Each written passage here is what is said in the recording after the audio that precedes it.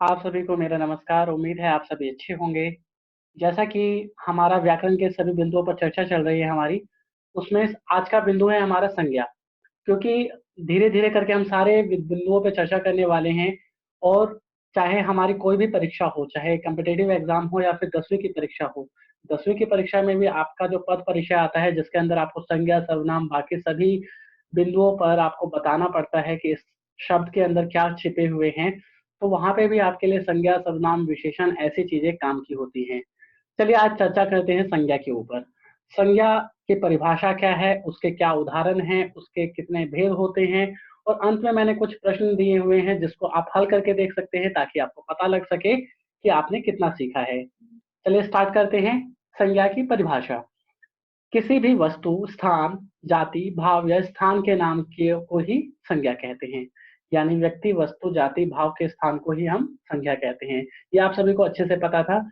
मनुष्य, अमेरिका, भारत, बचपन, मिठास, किताब, टेबल यानी तमाम दुनिया की चीजें जिसे भी आप देखते हैं, एक तरीके से आप कह सकते हैं वो आपका संज्ञा कहलाता है। लेकिन यहाँ पे भाव भी है, इसको मत भूलिएगा क्योंकि भाव भी एक संज्ञा है। जैसे बुढ़ापा, जैसे बचपना, तो ये सारी आपकी संज्ञा की कैटेगरी में आता है। आगे जानते हैं संज्ञा के कितने भेद होते हैं और संज्ञा के भेदों की परिभाषा जानते हुए उसके चित्रों के माध्यम से हम समझने का प्रयास करेंगे। आगे जानते हैं हम संज्ञा के 5 भेद होते हैं। व्यक्तिवाचक संज्ञा, भाववाचक संज्ञा, जातिवाचक संज्ञा, द्रव्यवाचक संज्ञा, समूहवाचक या फिर समुदायवाचक संज्ञा। जैसे कि आप चित्र में देखने की कोशिश कर रहे होंगे, चित्रों में भी दिया गया है कि किस प्रकार से व्यक्तिवाचक में मैंने एक व्यक्ति को लगाया हुआ है, भाववाचक में किसी एक दुखी इंसान का जो इमोजी लगाया हुआ है। इससे आप समझ सकते हैं कि किस प्रकार से हमारी भावनाएं हमारी जो होती हैं वो कैसे प्रकट होती हैं। आइए आगे जानते हैं व्यक्तिवाचक संज्ञा। जो शब्द केवल एक व्यक्ति, वस्तु या स्थान का बोध कराते हैं, उन शब्दों को व्यक्तिवाचक संज्ञा कहते हैं।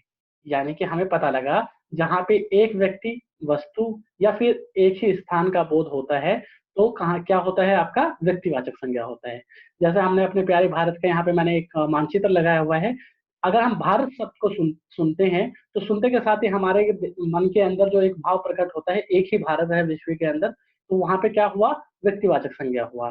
चीन, किताब, साइकिल, सुरेश, रमेश, महात्मा गांधी, यानी कि चाहे स्थान का नाम हो, चाहे वस्तु का नाम हो, चाहे व्यक्ति का नाम हो, लेकिन जैसे ही सुनते के साथ ही किसी एक केंद्र बिंदु पर हमारा ध्यान चला जाता है, तो वह व्यक्तिवाचक संज्ञा होता है। जैसा कि इसके कुछ उदाहरण जैसे हैं, अमिताभ बच्चन कलाकार है। इसमें अमिताभ बच्चन सुनते के साथ ही आपको पता लग गया होगा कि अमिताभ बच्चन एक कलाकार जो कि हमारे अभिनेता है, उसके बारे में बात चल रही है। महाभारत एक महान ग्रंथ है। महाभारत शब्द के सुनते के साथ ही आपको समझ आ गया होगा कि हम महाभारत की बात कर रहे हैं, ना कि किसी और ग्रंथ की बात कर रहे हैं। रमेश बाहर खेल रहा है, इसका दूसरा उदाहरण है। आगे हम जानते हैं भाववाचक संज्ञा। इसमें जो शब्द किसी चीज या पदार्थ की अवस्था, दशा या भाव का बोध कराते हैं, उन शब्दों को भाववाचक संज्ञा कहते हैं।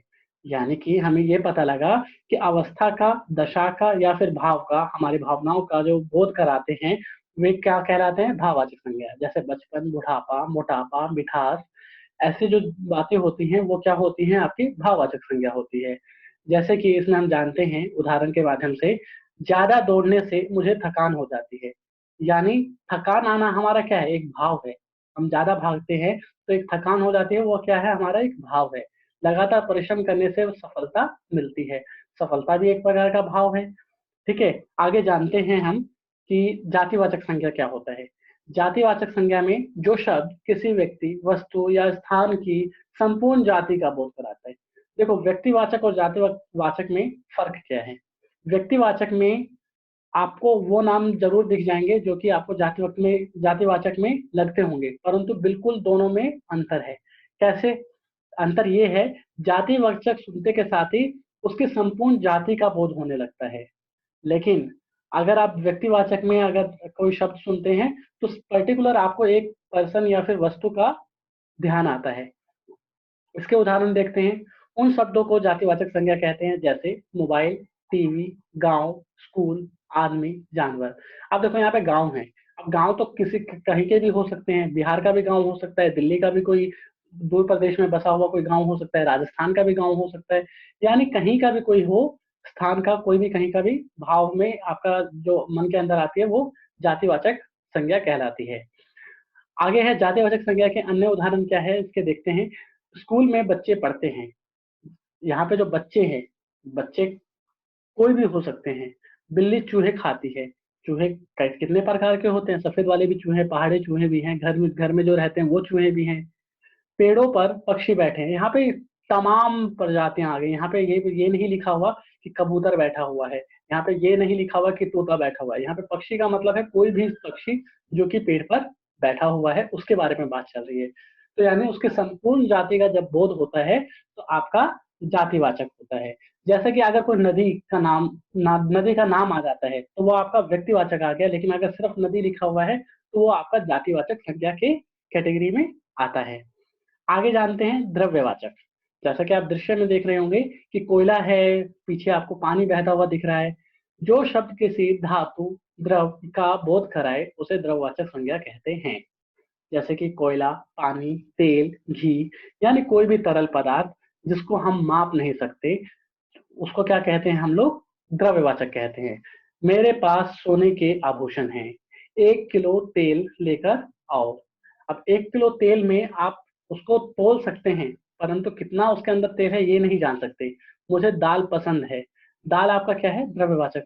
इसका सीधा सा हिंट ये है, आपको जानना है अगर, तो द्रव्यवाचक में वे वस्तुएं ज्यादातर आती हैं जिसके अंदर हम उसको माप नहीं सकते, गिन नहीं सकते।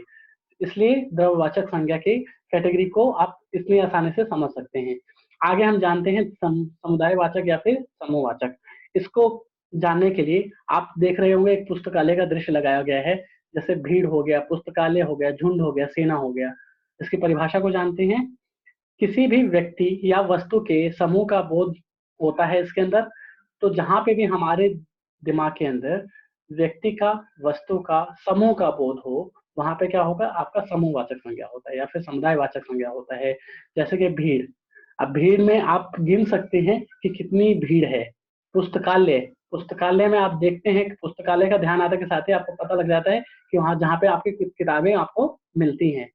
इसके कुछ उदाहरण हैं, समुदायवाचक संज्ञा के उदाहरण है। जैसे भारतीय सेना दुनिया की सबसे बड़ी सेना है। अब भारतीय सेना की बात आती है तो सेना हमारी देख रहे होंगे आप कितनी बड़ी है। इसमें आपका समुदाय का, किसी एक पूरे के पूरे समुदाय का बोध हो रहा है कि कौन से समुदाय का? सेना के समुदाय का। कल बस स्टैंड पर भीड़ जमा हो गई, यानी एक बस स्टैंड के ऊपर जहाँ पे भीड़ जमा हो गई, भीड़ जमा होने का एक जो भाव निकल के आया वो आपका समुदायवाचक हुआ।